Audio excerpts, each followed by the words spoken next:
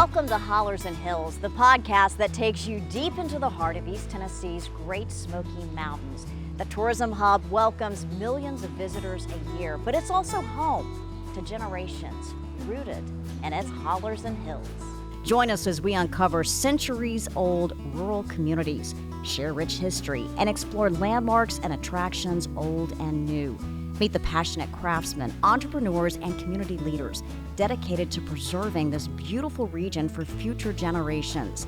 Get ready to pack your bags and create your own mountain memories. Hollers and Hills is sponsored by Compass Ventures, a leading developer in Sevier County, helping to navigate your next trip to the Smokies. The Ogle name is synonymous with Sevier County. In fact, the Ogles were some of the first settlers in Gatlinburg and helped the area become a tourism mecca. The family, now generations deep, continues to serve the community and give tourists a reason to come back. In this episode, we sit down with Jake Ogle, who's continuing the family's commercial real estate business, which includes many concepts from Tanger outlets at Five Oaks to Skyland Ranch, one of Sevierville's newer attractions. We talk family heritage, tourism, and the Ogles' commitment to the Smoky Mountains. Hello and welcome to Hollers and Hills. I'm your host, Beth Haynes, alongside developer and community leader Austin Williams, and we are thrilled to have Jake Ogle with us today. Obviously, we talk about being fourth generation. He is ninth generation, though, to Sevier County, and he is a partner with Five Oaks Development Group, which is the family-owned commercial real estate business. We are friends, but you two kind of grew up together. We did. And your families mirror each other in that you go back many generations here in Sevier County. Yeah, there's, and Austin can probably correct me, but there's about 10 to 12 families that were kind of original settling families, and we've all been trying to kill each other since day one.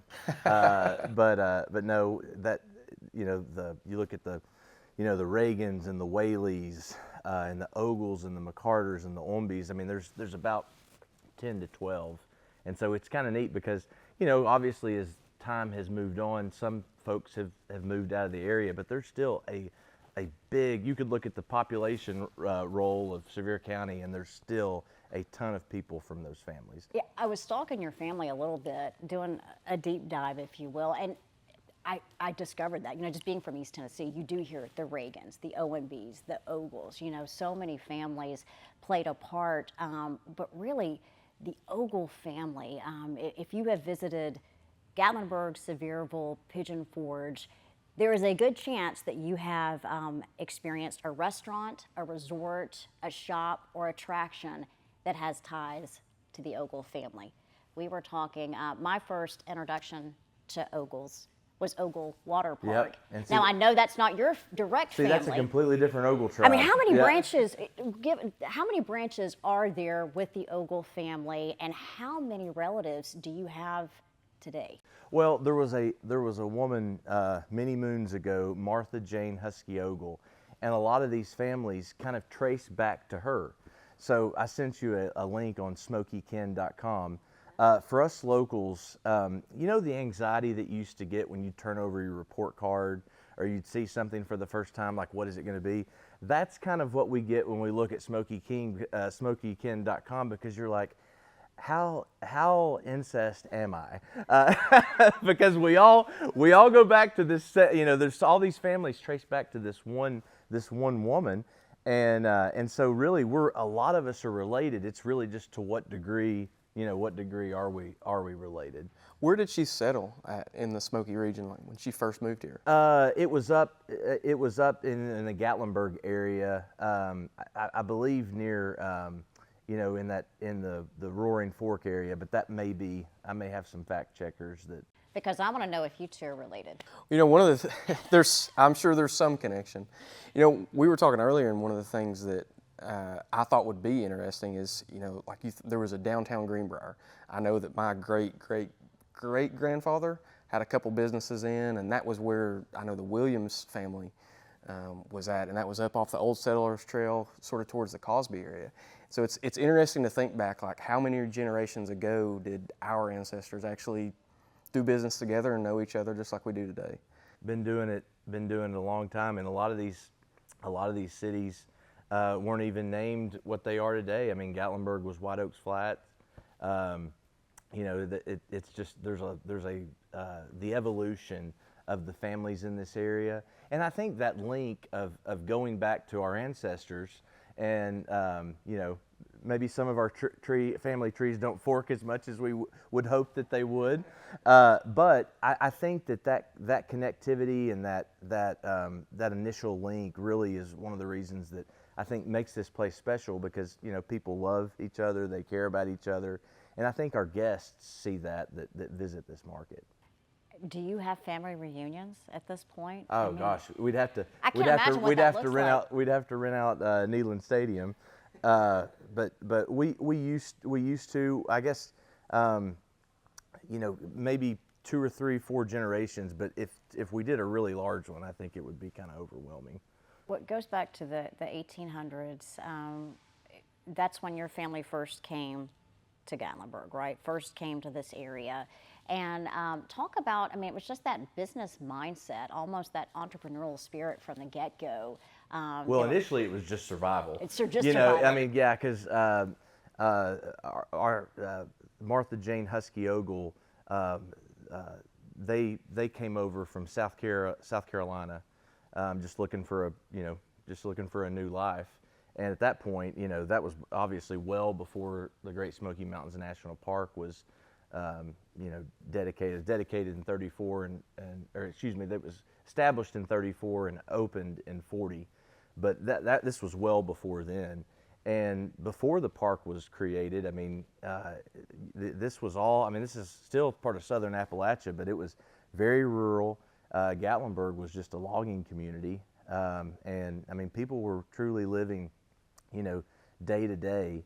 And then when the park started, you know, that's when things really started to change. Not just in Gatlinburg, but it started to spread all throughout Sevier County.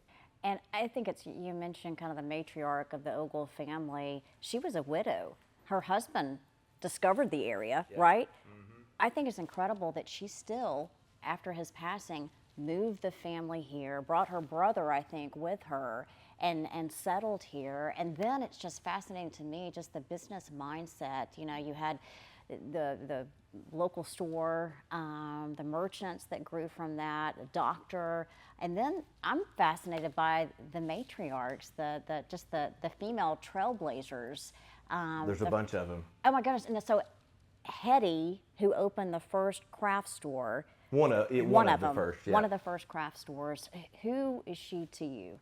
She was my great-grandmother. Okay. Great-grandmother. She was instrumental in tourism and really bringing people to this area. Started with a craft store, but then opened 2 hotels, an RV, even kind of had an Airbnb with her apartment at one point. Just she was an entrepreneur. You know, true and true. And you know, what's amazing, I mean, think about a female in that position at that time, you know, of how special that was and unique. But yeah, she was a grinder, and she, you know, obviously the national park was a big part in her success, because you know, before the national park started, she had this is a story for you, but so she it wasn't the husband at the time, but her husband, soon-to-be husband's family, Charlie Ogle, they had a general store in Gatlinburg, and she opened up a general store, and she always used to say, if you can't beat the competition, marry it. So she opened up a general store and got in. Hers was called the Bearskin Craft Shop, and at that time, both of these general stores, I mean, they're serving this logging community. They were like what we know today as Walmart. I mean, they were selling everything from soap to produce to brooms to animal skins. I mean, it was kind of the one-stop shop.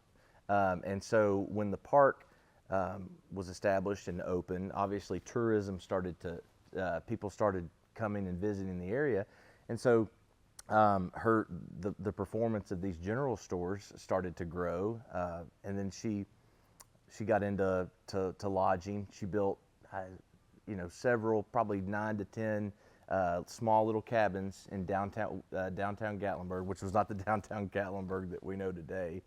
And that kind of transpired into she built the Bearskin Motor Court Motel. That was I think it was 15 bedrooms. And then she, like you said, she built another motel and got into RV campground, or no, they weren't RVs back then, but campgrounds. So it just kind of evolved over time. She worked hard, saved her money, and didn't sell anything. I think to help us appreciate this even more, people are familiar with Gatlinburg. There's been landmarks that are still there. Where were these properties in present day Gatlinburg? What areas are we talking about? Most of these properties, all of them were in Gatlinburg. For instance, the first motel that she built was downtown Gatlinburg, where we built a parking garage. It was the first parking garage built in downtown Gatlinburg. This would have been back in the 90s, and it's right beside TGI Fridays in Gatlinburg. So that was a spot. One of the general stores that were in Gatlinburg was where the Mountain Mall is today. As you come in, forget which traffic light it is, but it's right across from the aquarium. And so they were all pretty close. She had a campground over behind one of our hotels in Gatlinburg today, Appy Lodge. So they were spread out a little bit, but they were all pretty much within the Gatlinburg community. And then her real estate holdings started to expand. But at what point did that happen? Did it move out of Gatlinburg into Pigeon Forge and then further down into Sevierville? Was that family moving and starting their own business? Yeah, the family was down and out. Family was starting to grow, and other generations were making their own investments elsewhere. But she primarily stayed pretty focused and centralized there in Gatlinburg, and so that's where she kind of planted her flags, so to speak. I'm curious, what do you all do now to try to retell that story and honor that heritage? We've got a hotel in Gatlinburg now, Bearskin Lodge, which pays tribute to the original Bearskin that she had built, and so that story is told in that hotel, and then several of the other businesses we have, we try to tie in where it makes sense, tie in, whether it's a restaurant or a hotel or a retail endeavor. We try to tie in a portion of our family business that's applicable to that type of business genre. And there's so much history, and I think it's interesting, kind of the ripple effect. She had a craft shop. Gatlinburg today is home to crafters from all over the world with Aeromont. She was a big advocate of Aeromont, and Aeromont was a game changer for our area. I mean, it provided, a skilled level of trade that allowed people to make a life for themselves and earn a living. And she loved to barter. So hey, I'll trade you 3 bearskins for a year's supply of sausage, or whatever. I mean, she was constantly trading and borrowing. I remember when FDR came to dedicate the park in 1940, as you can imagine, there was a big, there were people lined up all throughout Gatlinburg as he kind of made his way up the mountain, up to Newfound Gap, and she gave, I don't know if the motorcade stopped or whatever, but she gave FDR's wife an animal pelt. I guess, I don't know if it was a bearskin, but it was something. But there was a little, exchange there. Which no way you could do today. They'd shoot you before you could even stick your hand out. Couldn't have that access. No. The Secret Service, I guess, was a little bit more laid back then. But yeah, that she was constantly that one.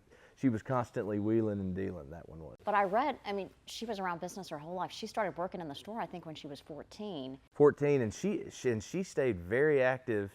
She stayed very active in the business up until her, mid to late. She died when she was 102, and she was very active into her 90s. I remember one of my dad's first projects that he worked on was that parking garage in Gatlinburg, and he told me stories of, I mean, even she would have been in her 90s.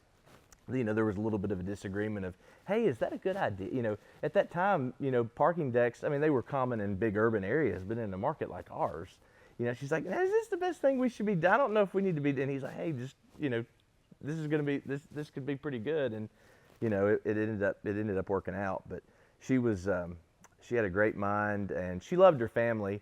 People had to just roll their sleeves up and get to work, because, you know, we didn't have like what we've got today with the opportunity and just, you know, the amount of people coming through here. It was Southern Appalachia. You know, it's survival. And like her, you grew up in the family business. What was that like, having the last name Ogle?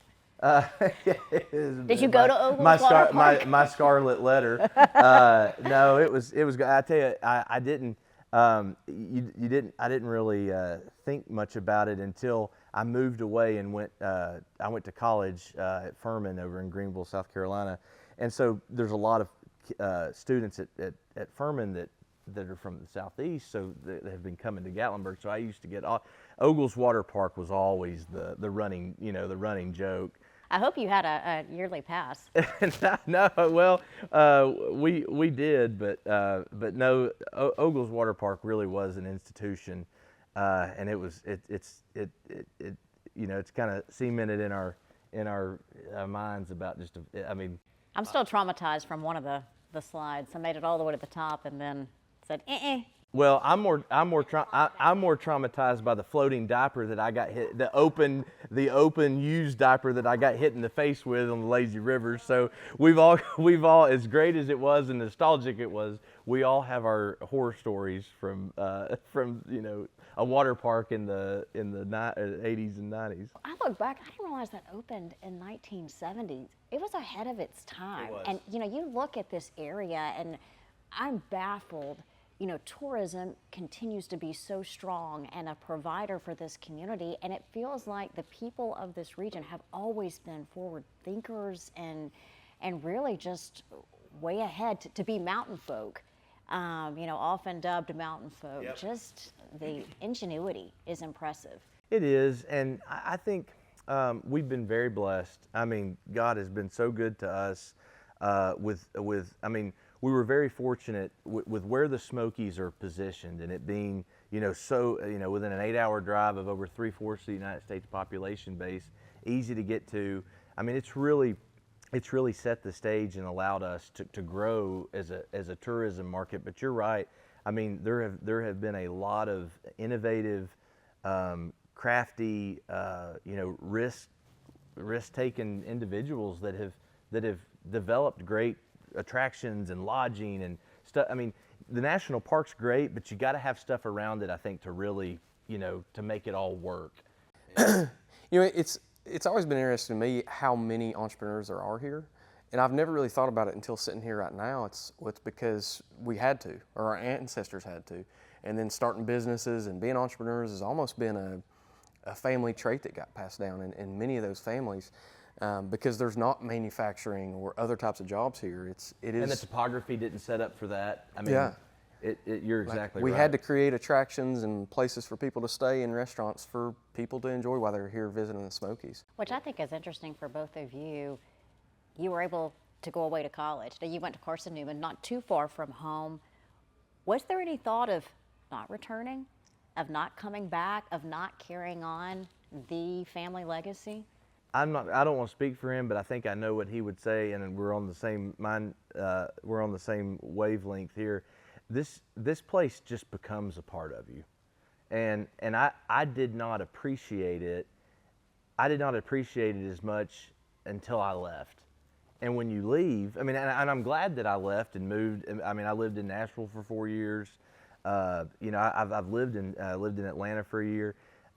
You really come to appreciate it even more when you're gone, just because of how special this place is, how special not only just the mountains, but we go back to the people.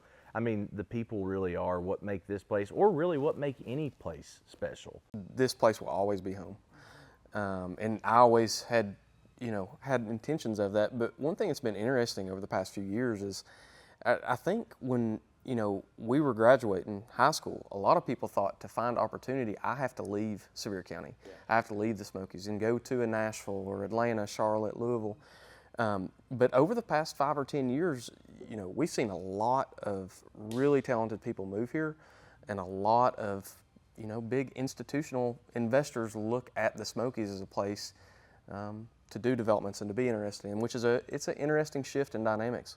Has that concerned you at all? I know you welcome that growth. You welcome people moving to this area, but how do you maintain the heritage? Is there a concern, maybe a protective arm, wanting to protect the history and make sure that you're moving forward, holding true to the Smoky Mountains and the people of the Smokies? Absolutely. I mean, we've got to do that, but it's a delicate balance, because if you stay, life is always a delicate balance and a fine line. But it's a fine line because if you stay way too focused on protecting our heritage and making it hard for new development or for new folks to move in, then you're really limiting your future and your potential.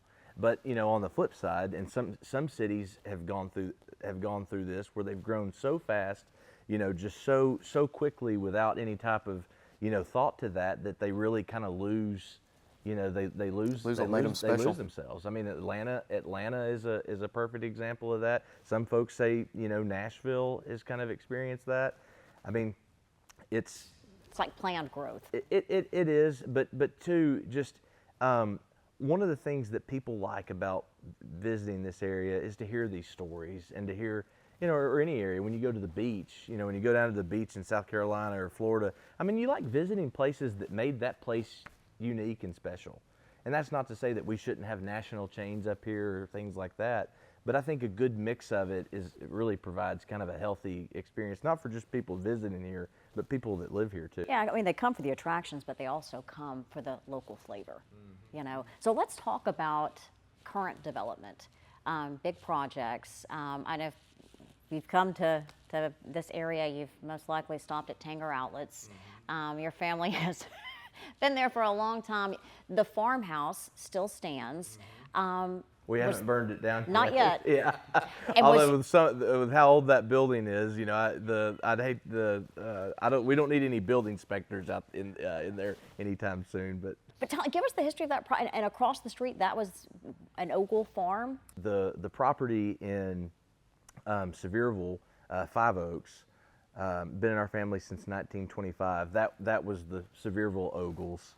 So it was a different tribe of Ogles than what we've talked about earlier up in Gatlinburg. And it's sat undeveloped for a while. Oh yeah, it was a fully functioning farm. I mean, my great grandfather, the guy, he was Dr. John W. Ogle. He was a medical doctor. Went and saw all of his patients on horseback. And that was one of the reasons that he bought that farm in 1925. One of the reasons that he bought it was because it was kind of the geographic center of Sevier County. So he was able to go see his, it allowed for him to go see his patients more efficiently. But he was a doctor, but he also raised Tennessee walking horses. That was one of his biggest hobbies. They raised tobacco, other certain crops, some livestock. So it was a fully functioning farm. Up until about probably the 80s was when it really started to change more to a commercial. How did you land on Skyland Ranch? Skyland's one of the latest ventures that we've been able to be a part of. Mark and Lisa Williford are the owners of it, and you talk about innovative and people who are really gifted in that. With in the attractions industry. I mean, they came. We approached them about this just general broad idea that we had about an attraction on the other side of the street from the outlet center, and we've got some topography back there that makes certain types of development unfeasible because of just with construction cost and things of that nature. there were some just broad kind of ideas that we discussed with them, and then they really took this broad idea and brought this. We told them a little bit about the history of the property and kind of some things that I'd told you guys about, and then they just kind of took it and ran with it and have made it into what it is today. And it's something that that we could continue to grow because we've got over 150 acres on that side of the parkway. What exactly is there now, and then what do you see being there 10 years from now? Boy, 10 years from now, I hope I'm alive. Okay. But no. So now they've got a mountain coaster and there's several in this market, and I'm obviously biased, but this one's really great. It's over a mile long, so it's not only the biggest in Sevier County, it's the largest in the southeast, or longest in the southeast. So that's one of the anchors of the development. But then also they've got the chairlift up to the top, and it really kind of starts with the miniature farm animals. So it really creates this interactive experience for the guests to interact with miniature donkeys and sheep and cows, and I mean it's been they've almost got built-in mascots from day one. And they've got up top there's food and beverage, there's playgrounds, they've got a big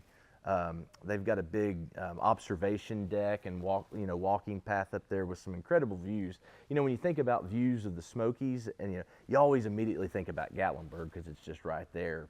People don't usually think about Sevierville, but there are some great views in Sevierville. They've got a cabin development right now that's got just as good of a view that we've got. There's some great views in Sevierville, and that's one of them. It's just kind of a panoramic 360 of the Smokies, but also into Sevierville and up the Parkway and Pigeon Forge. So it's a unique setting up there. What else are you eyeing for that property when you look to develop those Well, acreage? we just want to continue to add more things for folks to do up there. And so there's a lot of different ways that we can take that, but hopefully you'll start to see more rides. Now to what scale and what nature, we don't know. But we just want to, staying within the theme, we want to just to continue to add things that people would enjoy and really, just add to the overall experience. And there's a farm kitchen there. Yeah, there's a restaurant down below Five Oaks Farm Kitchen. I talked about Dr. John earlier. His wife, Blanche, was an incredible cook. I never had any, but genetically, I guess it passes down.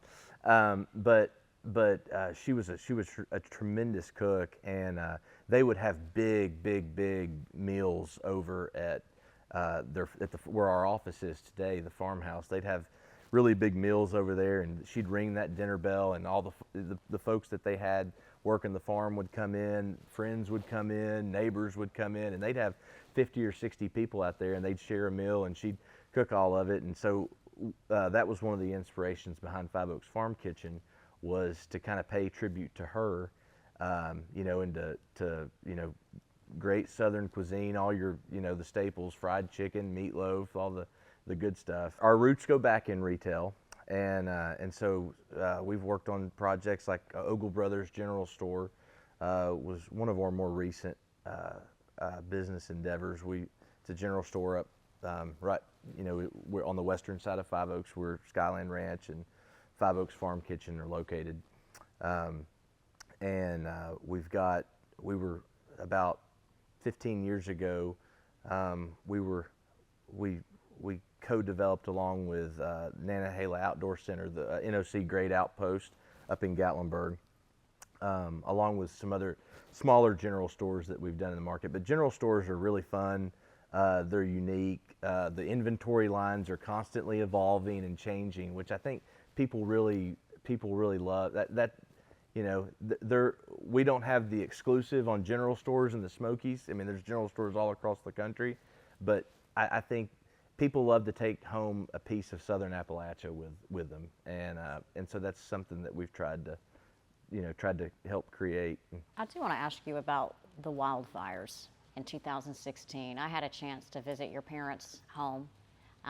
which was destroyed during the wildfires. As you're watching that play out, what was that like for you and your family? And you know, yes, you're thinking of current businesses, but it's your family's heritage. Yeah, the house may have burned, but the site didn't. You know, in terms of that site's still there. That place on that mountain, the forest and the trees and all the vegetation, it'll grow back, and that house will be rebuilt, and they rebuilt it. But I think what those fires proved and showed was how much we need each other, and how important, you know, Sevierville is to Gatlinburg, and how important Gatlinburg is to Pigeon Forge, and vice versa. That really, I think, was a lesson for all of us, and I think it made us stronger and better, you know. But you know, anytime you lose any life, you know, it's a day we certainly will never forget, and hopefully never see again. 30, 40 years from now, where do you see Gatlinburg, Pigeon Forge, Sevierville?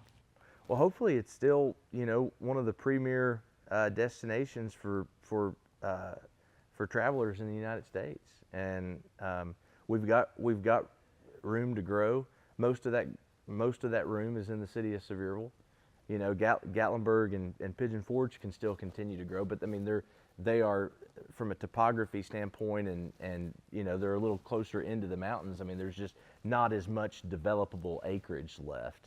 But I hope we continue to grow, and I hope we continue to kind of keep that, to keep our beginnings, you know, a part of what we do moving forward, in terms of just, you know, the history and the heritage that we've got, to let it play out in all these future developments. And I think up to where we are right now, you know, where we sit today, I think we've done a pretty good job of that. I mean, and I'm not meaning we. I'm talking about we as you know, as a market, as a community. You know, I think you see that.